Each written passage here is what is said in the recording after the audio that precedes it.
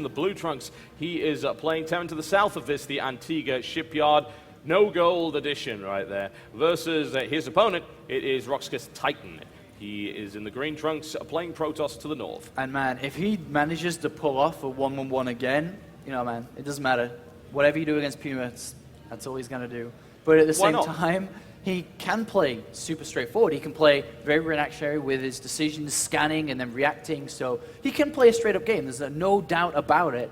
On the other hand, Titan, man, one game away from potentially being out of the tournament in another sweep. IEM Kiev 0-3. I don't even think he took a map, actually. I could be wrong on that. But to go out again in a 0-3 or 0-2 fashion would be horrible for his confidence for the rest of the year. It really would. Yeah, I'm trying to think of if he loses this, if there's even a possibility of him continuing. I don't think so. Well, it does depend on other results. There could be the 1-2 as well. 1-2 if Puma goes. The problem is that he lost the game against. Oh wow, he's angry. He's just beaten up the little automaton right there. That's unfortunate. But the thing is that he lost the first game 2-0, which means that map score is not in his favor.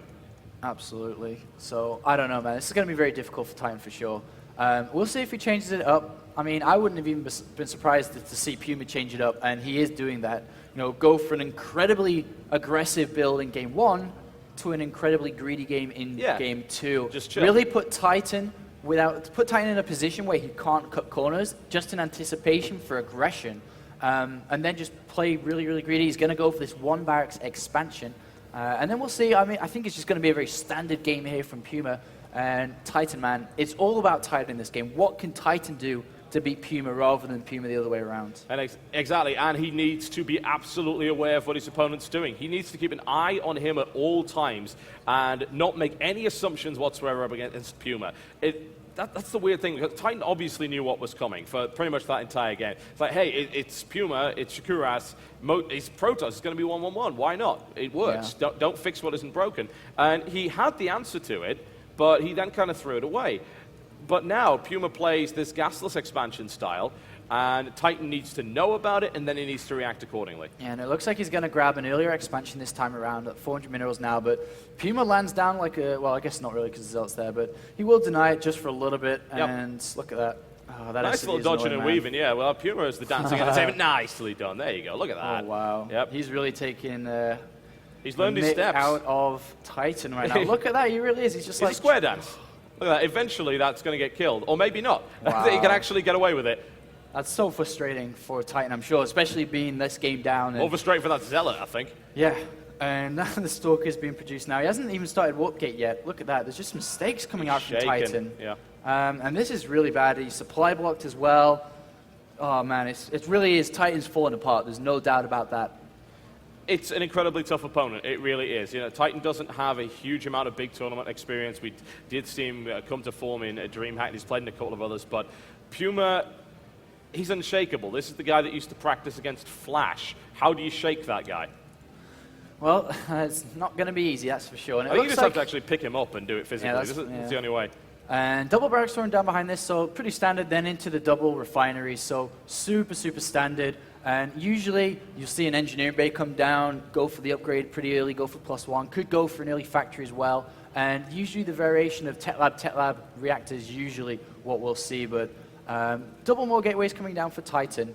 And I wonder if he's going to be a little bit emotionally tilted through his tournament, if he'll just do something crazy off 2 base, rather than try to play to his strengths, which usually is a longer, drawn-out game, and going for that Colossus, taking a third, and then establishing your late game. But we'll see how the game 1 affected Titan. Oh, I really hope he's not, but just watching his performance in game 1, it makes me very worried for him. It really does. Like you watch that engagement, and he's probably watched it in the replay and thought, what was I doing? And he threw away a potential win there.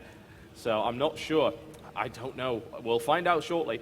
We've got an early factory coming down for Puma, actually. Interesting, yeah. I mean, we'll have to see what he decides to do with that. He hasn't made any Marauders, sorry. No, he hasn't. Thrown down additional reactor or tech lab, so he's just shooting straight for early medivacs here. Early pressure, you know, it could go for a direct attack, could drop in the main as well.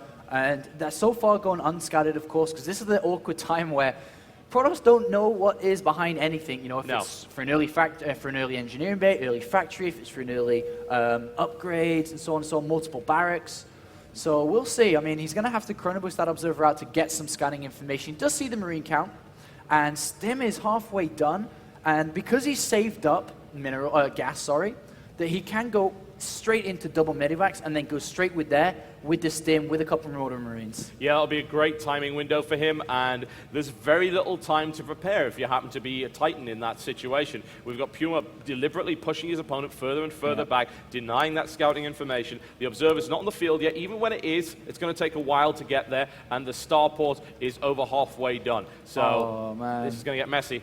Titan taking double gases on the natural, shoots straight up for the robotics bay, and Puma lands the scan of the robotics facility, so he doesn't know exactly what's going on because the scan did come in before the robotics bay came down. Yeah. But the natural timing that we're going to see from Puma with just a couple of medivacs and a handful of units, it may be difficult for Titan because he's investing so much in tech and upgrades right now, especially with a double forge being thrown down, and Immortal's coming out to help defend because he is taking a big investment, Puma, and the observer he does took go it out. down as well. And now it's lights out. And did that observer even go into the main No, base? not even it close. did not. And there's the other observer, and that's going to have to take a long way around. And the medivacs are going to be out and across the map by the time the observer even gets there. Puma playing incredibly well at this point, and just he spots that observer immediately. He even knows the kind of timing, especially with the scan, that observer would be. He spots the blur, and he moves for the interception. And he might have even seen this one, actually. He's in a good spot to intercept it, but maybe he hasn't. He is sort of drawing himself back right now. And he's gone for the observer speed. This is nuts.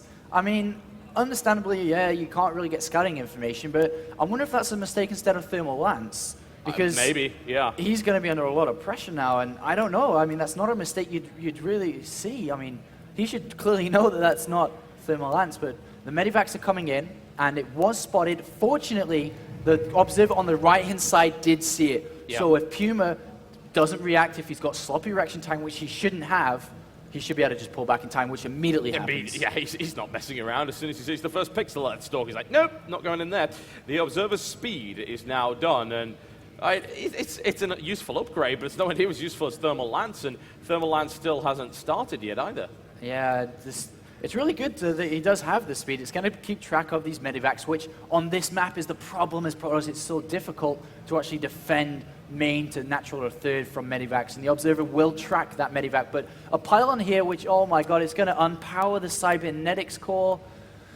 Oh, Titan. That's not good. Unpowered Cybernetics core, no Stalkers, and no Sentries for you, I am afraid. A little bit of fire taken, but Puma's not too worried about that. We've then got this one, which of course being tracked by the incredibly fast observer that wishes it had a gun right now. Yeah, and it looks like the factory planted down on that third base, preventing Titan from taking it, but he does have, maybe it wasn't a mistake with this thermal lance, maybe it actually was his strategy and game plan, but before we continue with that, a drop in the main base, even though being followed by an observer, manages to go in, manages to pick up just a couple of probe kills there, just about 3, backs out in time. But going back to that strategy, observers with speed and patrol moves outside key locations, the main and the third base, is a pretty cool strategy to deploy, but he still hasn't even gone back to follow up with Thermal Lance, which questions it a little bit here. But he should realize now that the observers have speed and that he doesn't have Thermal Lance. Yeah, I have to imagine that he does. Thermal Lance is just that crucial upgrade. There really aren't a huge number of strategies that involve skipping Thermal Lance, especially bearing in mind that you can then just be shot at by Terran ground units without any problem at all. And those things will get sniped. I mean, hell, you can drop on top of a Colossus and annihilate it with Marauders, no problem at all. And it's worth it, it really is. You lose a couple of Marauders, you kill a Colossus, no problem. And the Ghost Academy immediately slopped down because he knows as now that the Protoss player starts to take the third base, starts to take that 5th and 6th Gath, sometimes you may actually see a tech switch over into Templar Archive, so he's just being ready for that. Unfortunately for Puma here, it doesn't look like he's built the armory, which is a bit of a mistake here, that he can't continue with his upgrades and just now builds it down. So he is stunted a little bit at 1-1, and that's the kind of advantage we're going to see if Titan continues to chrono boost into the forges, is that advantage will heavily swing his way. And the 2 medivacs on the top right-hand side now being tracked once again by this speedy observer. Yeah, Titan does have this big upgrade advantage and that visibility advantage. He knows what's coming, and drops just aren't happening. Ooh, that's pretty cheeky. It is rather. Specifically, that is a pylon there being placed under just to delay that a little bit more. Great, do what the opponent did to you with that factory. And funnily enough, this observer speed has actually made Puma really paranoid about dropping because Yeah. like he's realized that, oh, there's observers tracking everything I'm doing. Yeah. I can't go in. And this has given Titan an opportunity. The problem is that he's still behind. And, you know, as we just even created the map, we said that it's going to be Antigua Shipyard. That was one of the things I said, is that on this map, Protoss players do have difficulty versus these drops. So it's an interesting choice there. And I'm going to moan about it again. There's still no Thermal Where's Lance. the Thermal Lance? Yeah. But he is now working on +3 now for his attack upgrade, that is Titan. Puma now just starting his 2-2. And to be honest, Titan has this really comfortable position right now. He has a decent amount of Colossus. And Zealot charges being Chronobus as well. The Templar Archives should want to come down soon now as he's taking the gas on this third base. And the Ghosts are in production expecting that, but that's not what we're seeing yet.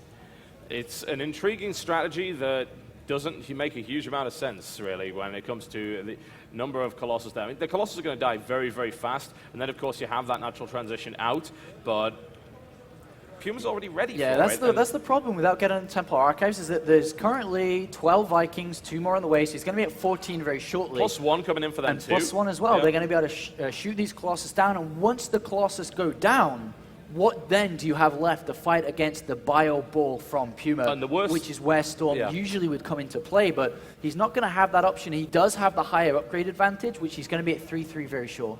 And the worst thing about that is extended thermal lance means extra shots before your Colossus die, and that's not going to happen.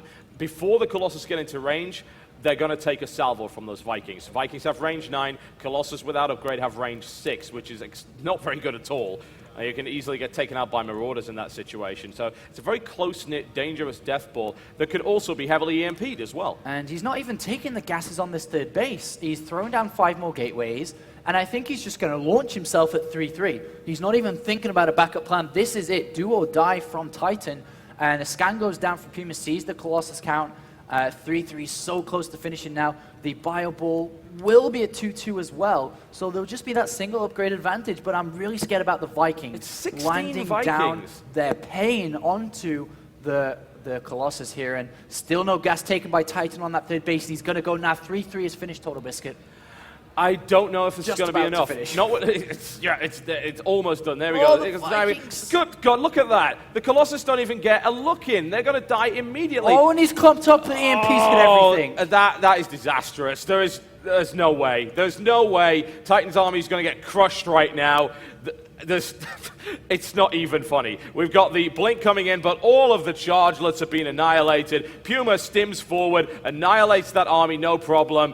And, well, that's what happens when you have no thermal lance. But even then, you've got to think about, well, Puma was able to overcommit to Vikings because of no Templar Archives. It's finally coming down, but a little bit too late. 97 supply versus 162. Puma's just going to charge up, snipe the third base, and that was pretty much going to be game set. Titan's going to try and defend with only Zealots.